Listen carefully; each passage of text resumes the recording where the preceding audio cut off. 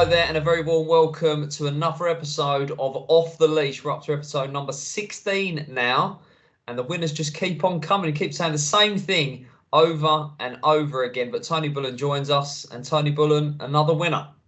Yeah, again, there's got quite a lot of open races going on at the weekend, and pick your poison. We went to Sheffield this weekend, and we made the most of it, Dave. Done the job really well, as expected. Well, here we are once again. Racebury Katie did the business at Sheffield. Every Wednesday we'll be right here on the Racing Post YouTube channel. So do remember to like, comment and subscribe. Let us know in the comments below that you are indeed following the winning tips, and hopefully it will keep on coming. Now, last weekend, some brilliant action, and we'll look back before we look forward. And we're going to start with what was formerly known as the Trainers Championship, now known as the Premier Greyhound Racing Trainers Judgement Night, in which points make prizes. 6 trainers, 6 races. They have a runner in each. Points tally up at the end. And whoever's got the most points at the end is crowned the winner. And we got a bit of a thrill here, Tony, didn't we? Liz McNair was odds on, and it went all the way down to the wire. And very shrewdly, they went for Brighton Bell and British bred champion Queen Joni as their joker, and this was simply sensational. Not only did she win and crowned a brilliant night for the McNairs, she smashed the track record as well. Yeah, I mean, what a bitch she is. I mean, say her CV is growing and growing, and we touched on last weekend. They need to build a bigger trophy cabinet. They probably will do. They need a room, let alone a cabinet. But she's just a joy to watch in full flight. We was a bit concerned about the short run to the bend, but I just thought that what my eyes told me in the Brighton Bell last weekend, even the 15-metre shorter distance, didn't make any difference one iota. A track record performance. I mean, Crafty Chavou couldn't lay a glove on Queen Joni, just under 5 lengths behind at the winning line. No surprise to see the time come up 28.81.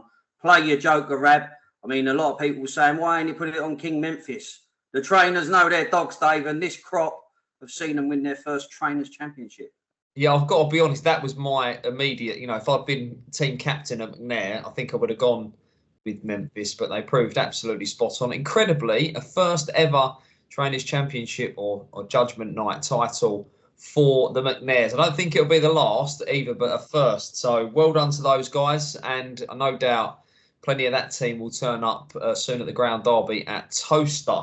Right, let's move on then to this weekend's action, and we'll have 2 semi-finals of the £10,000 Ladbrokes Kent St Leger on Sunday night at Crayford. Last weekend, we had 4 first-round heats, and no real upsets or shocks here.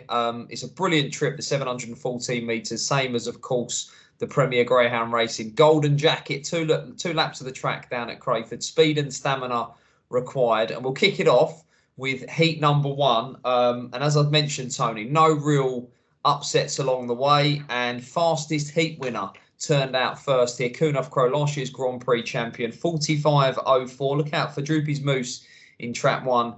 And the defending champion, Low Pressure, in trap 2. They were the other qualifiers, but from a long way out, there was only one greyhound involved here. Yeah, dial a distance, Dave, on this occasion. I mean, Kunoff Crow, when she gets on the bunny, she's very difficult to pass. I think she's strengthened up since winning that Grand Prix at Sunderland last year. And as I say, she's a different bitch when she turns in the front rank. Low Pressure, the defending champ, was going to always need the run, but, I mean, was beaten a long, long way. And Kunoff Crow was just in total isolation throughout, stopping the clock, 45.04, 30 fast they made it. Very, very, very good run. Yeah, really good. And I'd echo what you've said there as well about Kunoff Crow, because I think we've said this on the show already this year as well. Turned up at Central Park over the Sixpence there, the extended Sixpence trip, and looked like a bit of a non-stayer. Now, don't get me wrong, I think over this sort of trip, she has to be off the front, but she's got the early. I think she's showing probably her best early at Crayford, and she's showing no signs of stopping either. So she was the fastest of the 4 heat winners. We'll move on then. It was 2 each for Mark Wallace and Ricky Holloway, and Mark's second winner was the brilliant Ballymac Taylor. Third in the Golden Jacket, of course, over course and distance. Runner-up in the TV Trophy, a stay-in star, and a real crowd pleaser as well, because so often, as proved on this occasion, one that comes from off the speed. Winning time here, 45.51. Maleficent in trap 2. And an impressive trial stake winner from the week before Droopy's Flotilla with the other qualifiers in traps 2 and 3. But nothing will be running the second circuit harder than Ballymac Taylor in this event. No, and the thing with Ballymac, times are irrelevant with a bitch or dog like Ballymac Taylor, because it's their style of running that's the crowd pleasing side of the dog, Dave. I mean, the Ballymac Taylor's obviously familiar for the match races that they've had with Bubbly Inferno over the extreme distances, but even dropping that back to a less demanding 8 bends, she looks after herself nowadays, and she just picks the time when she wants to move through that gearbox that she possesses. There's nothing better than a dog. I always feel that the dog that comes from off the speed is more eye-catching and aesthetically pleasing to the eye. And Ballymac Taylor, she's just got a knack of being able to quicken at any stage of a race, and that's always going to serve her well. Yeah, well, they were the first 2 heat winners, both for Mark Wallace. The next 2 were both going to be trained by Ricky Holloway. And the story here, which we'll see in a moment, is all about the semi-final draw as well, because they've all ended up in the same semi. But this one was impressive. Razzle Dazzle Amanda, big price selection from herself, price-wise, in the Racing Post. And lightly raced, kind of fell into the category of not seen the best of this one. Could be anything coming into this event, Tony. Found trouble at every turn last week in a 6-bend race. Stepped up in trip, a good chance to get off the front. And she'd done it really, really well. 45.16, so not far behind Kunoff Crow. Other qualifiers, Long Acres, Porto in 2, Swift Delta in 1. But nice long run to the turn, showed the early pace and was away and gone. Yeah, I mean, Ballymac John Joe upstaged Razzle Dazzle Amanda over the 540 metres prior to this run, but over the longer distance, she fronted off and she's a different proposition. I know these races are over the 714 metres, but putting yourself in prime position on that first circuit is key. And Razzle Dazzle Amanda showed how good she is when she is able to front off. Again, another wide margin winner, 23.20 on the first circuit. You'd buy that ticket every time she races over that distance. That's a good sectional, and she showed how solid her claims are. But as you touched on, the semi-finals, the draws worked out tricky for some.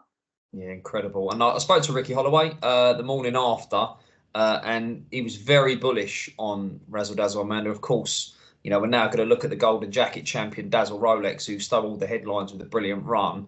But he was very bullish about Razzle Dazzle Amanda. This bitch is coming right. She's got real good speed to the corner, and don't rule her out, was Ricky's words. Incidentally, he's left his kennel hand, assistant trainer Jamie Mavrias, in charge here, because Ricky's off to cover the Eurovision for BBC. So there you go. Greyhound trainer of all sorts of talents. There is Ricky Holloway. But anyway, I digress. Let's move on to the 4th and final heat. Dazzle Rolex went to traps, a very, very warm order. The Golden Jacket champion, here we are again over course and distance. A ground has been off the card for 8 weeks, and this is a way to come back in style. We left it late. Baywatch Bullet in trap 1, cut out the early run-in. Look out for trap 4 as well, Terrific Tonic, who stayed on well at a big price. But this was some run, you know, left it late, but for a ground who's been off the card for so long, Ricky was delighted, and I'm sure Connections and anyone who's played anti-post would have liked what they saw here as well, Tony.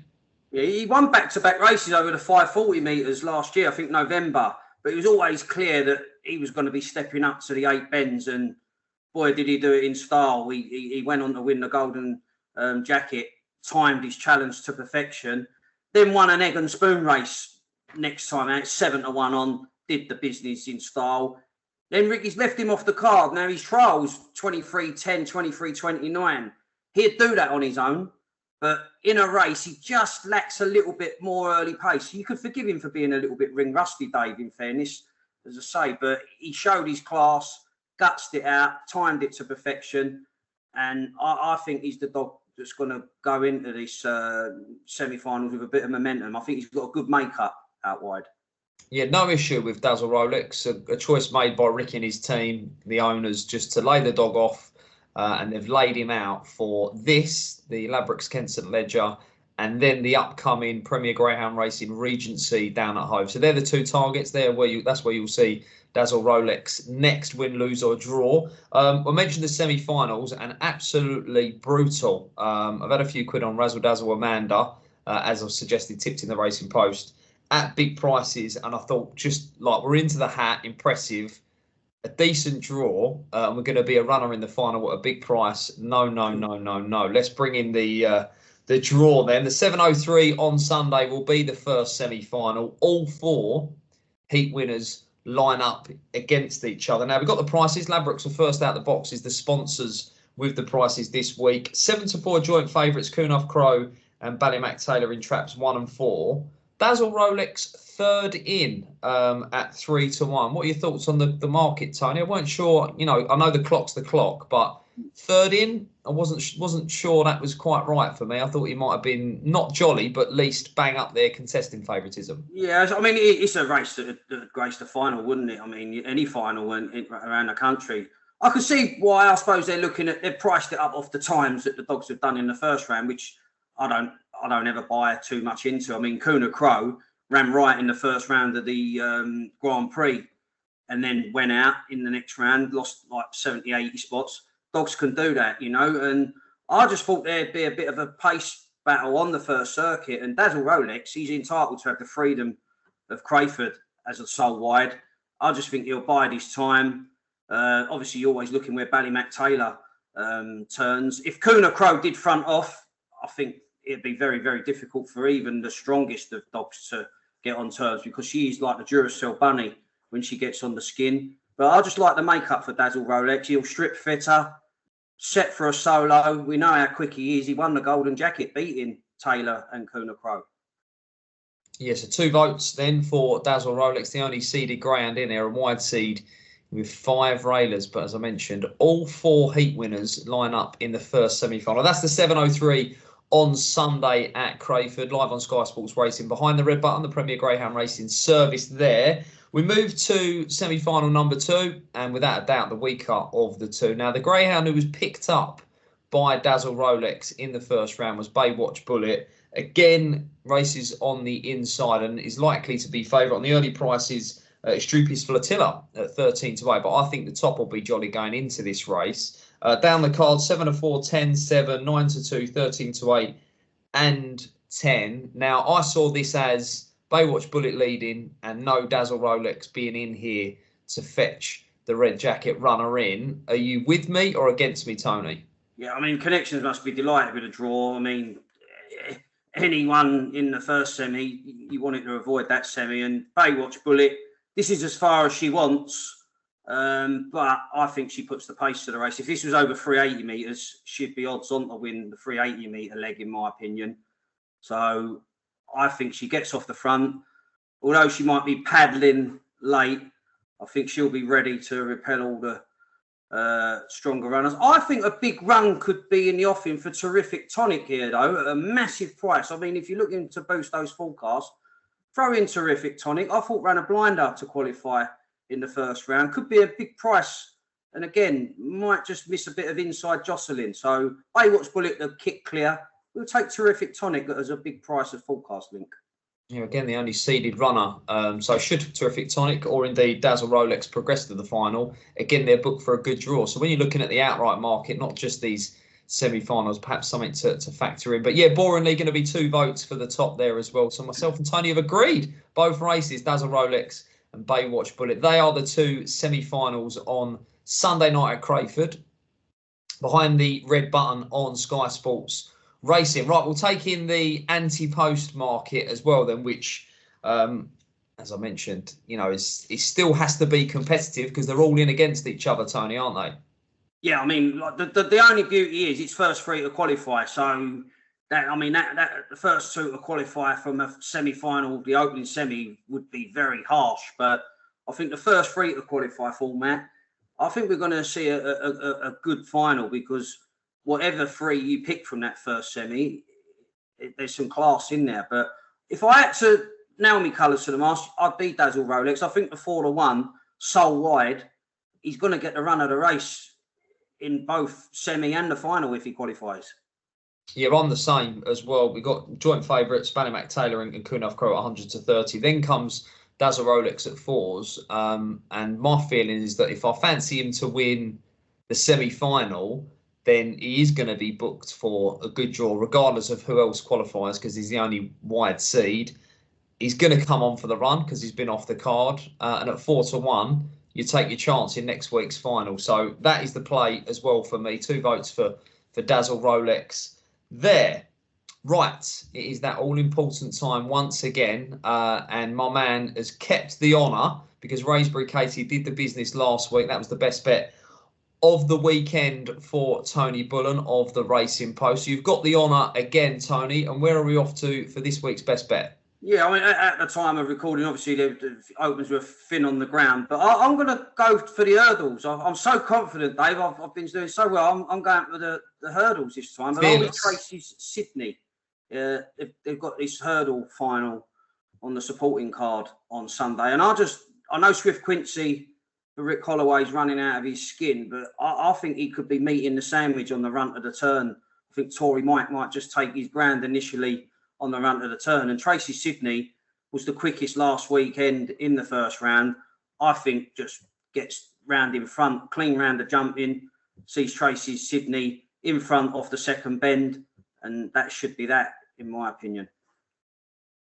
Well, that is Tony, and he's off to Crayford on Sunday night. Now, hear me out here, because I'm going to Romford on Friday, and anyone who knows this ground will probably roll their eyes at this being a selection. But in the 902 at Romford on Friday night, there's a Greyhound running called Sunningdale. If you've followed on the graded strength down at Hove, gets to the front and I think a little bit reluctant to go by. But Derek Knight's a top trainer. Now, this ground has had a trial at Romford a while back, but comes back to the London Road Circuit fresh, which I like. This ground's quirky. It might just switch Sunningdale on, and I thought could get off the front here, and this would be a case of catch me if you can. Now, Derek's got a good team on the card. I think Hollow Man, the Essex Vars winner, is back out over the 575, but I don't think Sunningdale is travelling just to keep that runner company on the van. I think they're coming to win. Very shrewd kennel, a shrewd kennel on their travels, and the change of scenery, I think, will switch Sunningdale on. Hopefully won't finish second. So often that one does. I think might get off the front and not see another rival. So Sunningdale for me on Friday night at Romford, and Tony's with Tracy Sydney on Sunday evening at Crayford. Right, this has been Off the Leash, episode 16. Hopefully you've enjoyed the content. Do remember to like, comment and subscribe. Let us know in the comments below if you are following all these winning tips and who you fancy in the Kent St Leger and who you fancy in the 3 steps to victory at Sheffield as well, because that gets underway this weekend. And we'll pick it up in next week's episode. Thank Tony for his time and expertise as ever. Thank you for watching. We'll see you next time.